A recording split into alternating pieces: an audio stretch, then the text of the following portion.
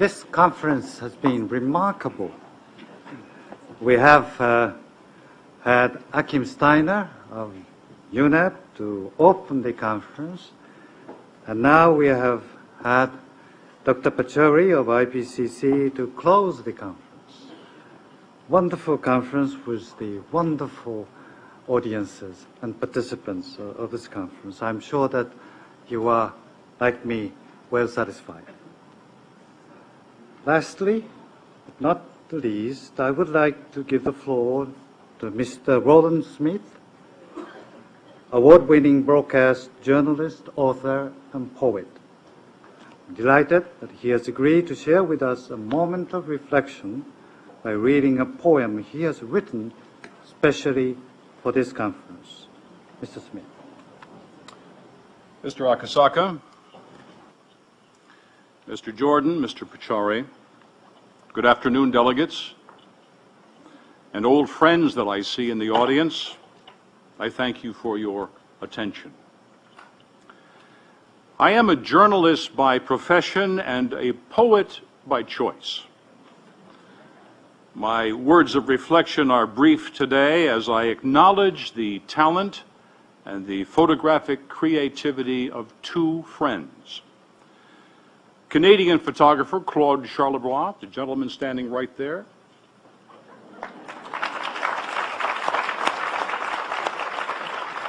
and American photographer Sheila DeBold, who is not with us today.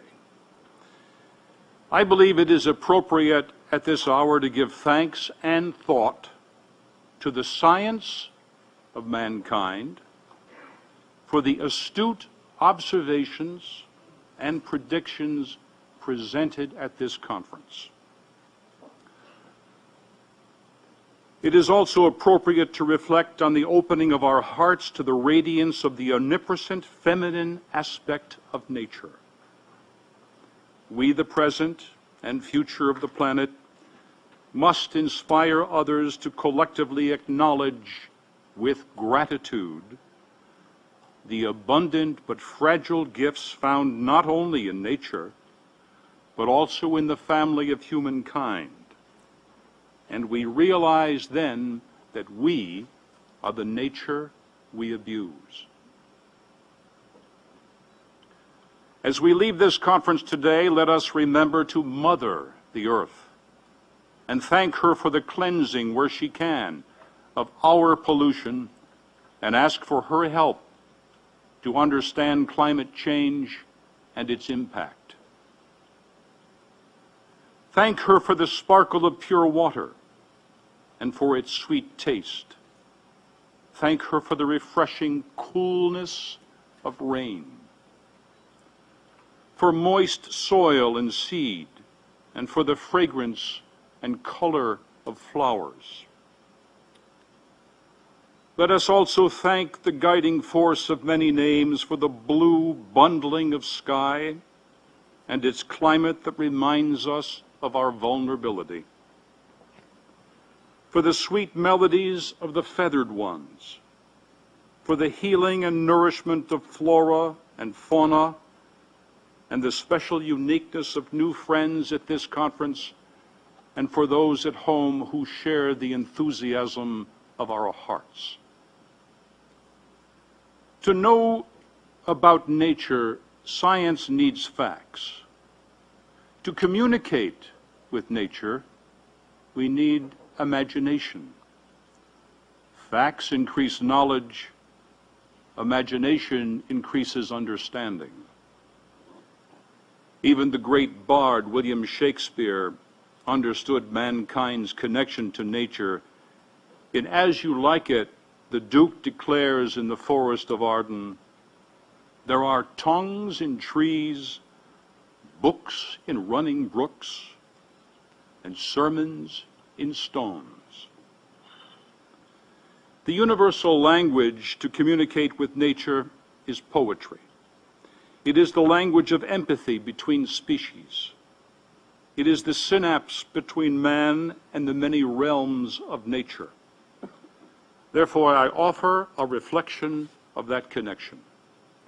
This poem is called Morning Walk. Begin a walk from where you live beneath a blue dream sky. The morning air is crisp, the afternoon is dry. Now look around at nature, knowing you will find her rhythm in a rock and reason in her rhyme. Look down upon your walking path, pace slowly, not too far. See twinkling life below like a distant pulsing star. Listen to its gentle tone, its humming life so mild. In tuning in to nature's sound, your spirit is beguiled. You know it in the sparkle of a trickling tiara stream that slides o'er stone and granite bead, crowning Gaia Queen. You feel it in the wilting wind with all its names that please. Refreshing, cooling, gentle, special kinds of breeze. You see it in the flora and the rainbow of the flower, as blossoms burst with color in a natural earthen bower. You'll know it in her breath when fragrance fills the air, with tiny pollens of her heart, perfumes of nature's prayer. Nature's essence is profound. Her truth comes when you listen to the dew that's on the grass and hear the sunlight glisten, squinting crystals in the bright that hide when it is warm, returning precious liquid life in shower and in storm. There are many things to know from the silence of her breach. Hear the wise and warning shrill of the owl's knowing screech. Nature's sound speaks many tongues to tell us there is trouble, for in the print of humankind the future reeks as rubble. But enjoy your walk, but do not dwell upon the seeming bad, for it will change your mind and thought and set your smile sad. In all your walks on many paths, even ones without a flower, choose to find the joy of life, for nature lives in you. If we choose, we can empathetically appreciate all life and acknowledge our influence on the earth and her species. This poem is called The White Bear Swims. There is a freedom down below. Yearnings drift in water wind. Nostalgic walks of Arctic snow, nomadic walks undisciplined. Oh, polar bear, what have we done? Stealing you from snowy blows and hunting to oblivion, leaving lifeless cold icy flows. You are the white of winter's snow, the warming strength of Ursa might, a totem to the Eskimo and constellation in the night. As you emerge from water's soul, somewhere beneath the surface shine, forgive man's nature to control. We oft forget, we intertwine. Now, delegates from many parts of the world have lions in their domain, and from the animal kingdom comes these words. That's a sonnet. Deep is my sadness, though I am king. My natural state is not imprisonment, and cageless bars cannot reduce the sting of sentient soul held in discontent. Since time's beginning, it has been decreed, honor all the beasts, be they large or small. Be thankful for the life you take in need. Take care lest indifference you befall. How long will humans keep us in despair and see themselves alone and separate from the loving source of all, unaware? Beware the karmic balance of your debt. It is the king of beasts that you neglect. I look away from man in disrespect. Endings always ask what happens next and where do we go from here. Let us not let our gift of service to self and to others and our commitment to positive choices end with this conference. Let us not let our desire for a sustainable future deteriorate into the malaise of non-action.